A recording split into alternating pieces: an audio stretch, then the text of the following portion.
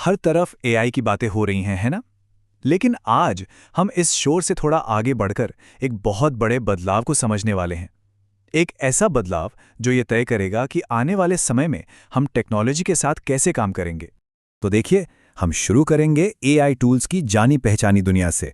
फिर बात करेंगे एआई एजेंट्स की, जो कि एक बिल्कुल ही नया कॉन्सेप्ट है। और आखिर में इस नई दुनिया में अपनी जगह बनाए रखने के लिए एक प्रैक्टिकल फ्रेमवर्क को समझेंगे। ठीक है, तो हर तरफ एआई टूल्स की बाढ़ सी आ गई है। हर कोई कह रहा है कि इनसे हमारी प्रोडक्टिविटी 10 गुना बढ़ जाएगी, पर क्या वाकई ऐसा हो रहा है? देखिए, सच तो ये है कि बहुत से एआई टूल्स असल में पुराने सॉफ्टवेयर पर बस एक नया एआई का स्टिकर लगाकर बेच दिए जाते हैं। लेकिन कुछ टूल्स सच में बहुत पावरफुल है और वो हमें आने वाले कल की एक झलक जरूर दिखाते हैं। मिसाल के तौर पर गूगल का पोमली एआई को ही ले लीजिए। बस अपनी वेबसाइट का लिंक डालिए और कुछ ही सेकंड्स में एक पूरा का पूरा प्रोफेशनल वीडियो ऐड तैयार हो जाता है। सोचिए कितना वक्त बचता है। या फिर क्लाउड कोवर्क के बारे में सोचिए। ये एक ऐसे असिस्टेंट की तरह है जो कभी सोता नहीं। हमारे कंप्यूटर के सारे बोरिंग रिपीट होने वाले काम ये खुद कर लेता है ताकि हम जरूरी चीजों पर फोकस कर सकें। ये सभी टूल्स वाकई कमाल के हैं। ये हमें अलग अलग कामों में एक तरह की सुपर पावर देते हैं, लेकिन सोचिए क्या हो अगर हम इन सारी सुपर पावर्स को आपस में जोड़ दें। यहीं पर एआई एजेंट्स की एंट्री होती है। तो चलिए अब एआई एजेंट्स की दुनिया में चलते हैं।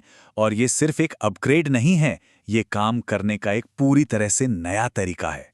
जरा कल्पना कीजिए कि हमें इन सभी एआई टूल्स को एक एक करके कमांड देने की जरूरत ही ना पड़े। क्या हो अगर एक मास्टर एआई हो जो हमारे लिए ये सब कर दे, एक बड़े लक्ष्य को पूरा करने के लिए इन सभी टूल से एक साथ काम करवा सके? तो सबसे बड़ा फर्क क्या है? देखिए, एक टूल को हमें हर कदम पर बताना पड़ता है कि क्या करना है, ठीक वैसे ही जैसे कोई रेसिपी देखकर खाना पकाया जाता है। लेकिन एक एजेंट, उसे बस ये बताना होता है कि आखिर में चाहिए क्या, और वो मंजिल तक पहुंचने का रास्ता खुद बना लेता है।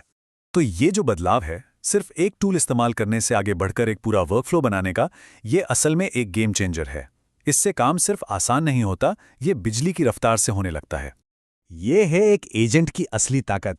ये सिर्फ एक काम नहीं करता, नहीं, ये एक प्रोजेक्ट मैनेजर की तरह है जो सही काम के लिए सही टूल चुनता है और उन सब से एक साथ काम करवाता है। और ये सब कुछ अपने आप होता है। और ये सिर्फ वक्त बचाने के बारे में नहीं है, ये काम के बीच की रुकावटों को खत्म करने के बारे में है। एक काम से दूसरे काम पर जाने में जो घंटों लग सकते थे, वो अब लगभग 0 हो गए हैं। इससे बिजनेस सचमुच रोशनी की गति से आगे बढ़ सकते हैं। ये सब सुनने में तो बहुत कमाल का लगता है ना? लेकिन इस सब के बीच इंसान की क्या जगह है? शायद ये सबसे जरूरी सवाल है। और यहीं पर एक बहुत डरावना ख्याल आता है। असली खतरा ये नहीं है कि मशीनें हमारी तरह सोचने लगेंगी, बल्कि ये है कि हम मशीनों की तरह सोचने लगेंगे, एकदम साधारण, बिना किसी नई सोच के। इसका हल ये है कि एआई को एक बहुत ही टैलेंटेड इंटर्न की तरह देखा जाए। वो पहला ड्राफ्ट तैयार कर सकता है, रिसर्च कर सकता है, भारी भरकम काम कर सकता है। लेकिन बॉस कौन है? बॉस तो इंसान ही है। आखिरी फैसला लेना, स्ट्रैटेजी बनाना और वो मानवीय समझ डालना जिसे कोई भी एआई कॉपी नहीं कर सकता, वो काम हमारा है। तो सवाल ये है कि बॉस बने कैसे रहें? इसके लिए एक ढांचा है जिसे शेप कहते हैं। ये एजेंट से चलने वाले भविष्य में हमें प्रासंगिक और कीमती बनाए रखने में मदद करेगा। शेप 5 जरूरी सिद्धांतों से बना है। हम एक एक करके इन सब पर नजर डालेंगे, लेकिन यह है इसका एक क्विक ओवरव्यू। देखिए, एआई से वो काम नहीं करवाया जा सकता जिसे हम खुद नहीं समझा सकते। एक एजेंट को कमांड देने का पहला कदम है अपने काम करने के तरीके को, अपने वर्कफ्लो को साफ साफ लिखना। अगर उसे लिख नहीं सकते तो उसे ऑटोमेट भी नहीं कर सकते। यह हमेशा याद रखना है, एआई काम का पहला 80% हिस्सा कर सकता है। हमारा काम आखिरी सबसे जरूरी 20% देना है, जिसमें स्ट्रैटेजी, क्रिएटिविटी और गहरी सोच शामिल है। असली वैल्यू इसी में है।